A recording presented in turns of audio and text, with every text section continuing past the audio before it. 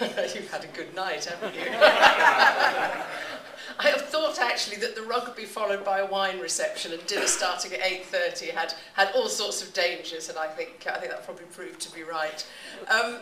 It's often said that a week is a long time in politics, and if a week is a long time in politics, then 13 years has been a lifetime. And I was struck by this just last week watching Tony Blair giving evidence to the Chilcot inquiry. A man who looked old and tired.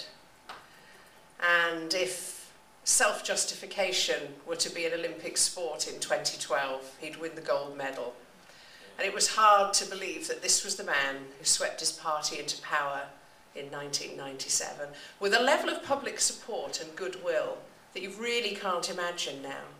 And so many people who vested their hopes in a Labour win feel so badly let down by Blair, Brown and the whole New Labour project. They fundamentally failed to deliver any of the major change that they promised 13 years ago. After boasting that there'd be an end to boom and bust, we faced the worst recession since the 1920s. After promising an ethical foreign policy, we've had an illegal war in Iraq. And after promising to become a leading voice in Europe, they failed to join any of the big European projects of the last decade. And social inequality has got worse instead of better. And nowhere can this be more keenly felt than here in Wales, where the ravages of Labour have gone on not just for 13 years, but for decades before that.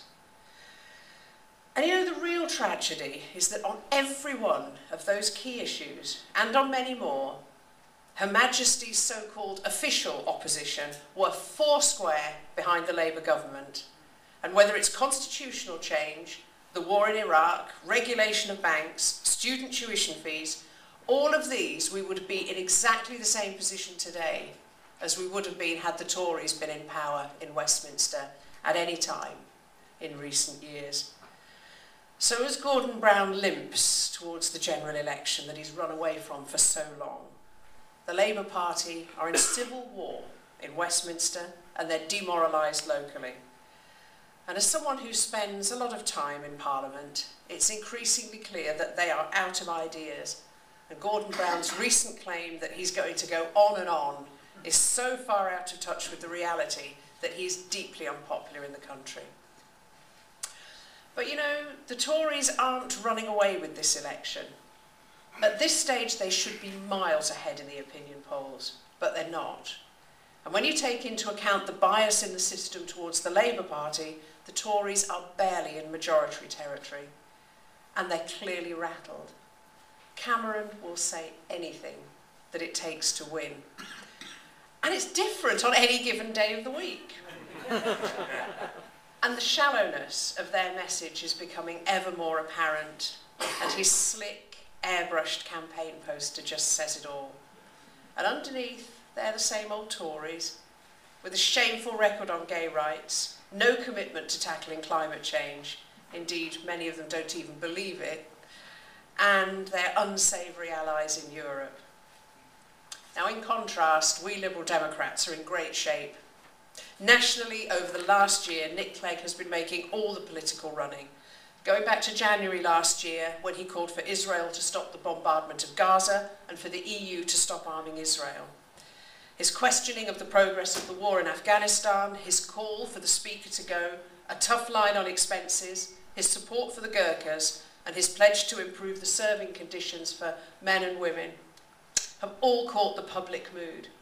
And the reason they resonate is that Nick is absolutely genuine. And the more the public see of Nick, the more they like him. And I genuinely believe that he'll go from strength to strength during the election campaign and will be especially effective in the prime ministerial debates, and we're to have 3 of them during the campaign. And then of course we have Vince, a national treasure with a black belt in ballroom dancing. He's the politician of choice for all serious commentators on the economy. The Financial Times in an editorial very recently said, and I quote, "The only national party that has publicly come to terms with the scale of the fiscal crisis is the Liberal Democrats." And even not so serious commentators admire Vince. A couple of weeks ago I saw a trailer for a new series of Rab C. Nesbitt. Rab and his wife Mary Doll were having a discussion about whether she really loves him or just respects him. He says to her, "Well, you know, you respect the Archbishop of Canterbury, you respect Vince Cable." Very few politicians are a household name in that way, but Vince is. And of course here in Wales, you've got Kirsty, with a refreshingly straightforward style and a really interesting combination of practical knowledge and campaigning zeal, which is absolutely paying dividends. And I can tell on my visits here that the party is in very, very good heart under her leadership. And if you think maybe I'm biased, which I kind of am, some of the outside observers that I was talking to last evening said exactly the same thing. So as we head to the general election, I think we're in great shape under Nick's leadership, with Vince as the deputy and Kirsty here in Wales. I made some promises when I stood as president, and I've tried to keep them. One of the promises I made was to spend time working with the team in Cowley Street and with the various party decision-making committees to try and improve the way we operate as a party. And I'm hoping that you're already seeing some of the results of that. The new look Federal Party website with the social networking area and the members-only site is all about improving communications both outside the party and within it. We've appointed our first ever professional fundraiser, and that is reaping dividends in raising the cash we need to fight an increasing number of seats in May. The campaigning material and the briefings that we're providing to our candidates at all levels is, I think, better than anything we've ever had before. And I'm really delighted to see that Hilary Stevenson and members of her team are here this weekend working with the team in Wales. And the detailed level of planning for all aspects of the campaign is quite astonishing. And I know how detailed it is because I've been to a lot of the meetings. With our interim chief executive at federal level, Chris Fox, and his impressive team of managers, with John Sharkey running the general election campaign, and the closer working that we're generating with the Welsh Party, I think we are heading into the next general election in better organisational shape than ever before. And I've kept the second of my promises, which was to spend time out and about with local parties, campaigning with you and finding out what it feels like where you are. And in my first year, I've visited around 100 local parties, from Perth to Penzance and from Swansea to Saffron Walden. Not just target seats, but the seats where we're fighting to win our first ever breakthrough seat in the local council. And what I find is a party which is in amazing fighting form, despite being on general election standby now since August, September 2007. 2.5 years of knocking on doors, delivering focus, raising money and campaigning hard. And there's more to do. We're facing a very busy time, all of us.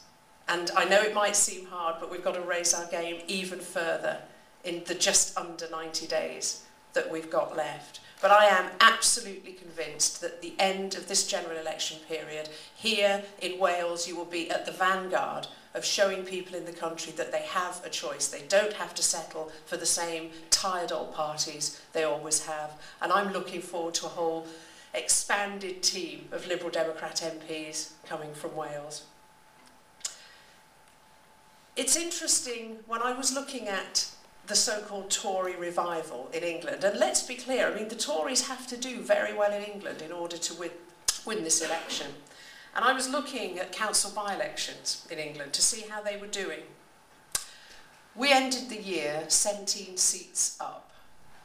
The Tories ended 25 seats down. That's a funny kind of surge. We had a mayoral by-election last year in the east of England, in my region, in Bedford. This is a so-called Labour-Tory marginal, where Lord Ashcroft's money has been pouring in to support the Tories' cause. And yet, even here, we beat both of those parties, and we now have our second directly elected mayor. And it's kind of a pity that we won't have a debate between party presidents, because I'd like to remind Eric Pickles that we won 2 seats in his constituency last year.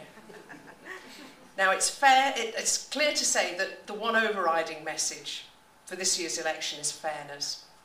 Fair taxes, so that no one who earns less than £10,000 a year will pay income tax. That's a real incentive to work for the lower paid, and freedom for many from the painful bureaucracy of tax credits, in which the poorest earners in our society pay tax and then have to claim it back through pensioner credit or family tax credit. And that's especially the case in Wales, where incomes are lower.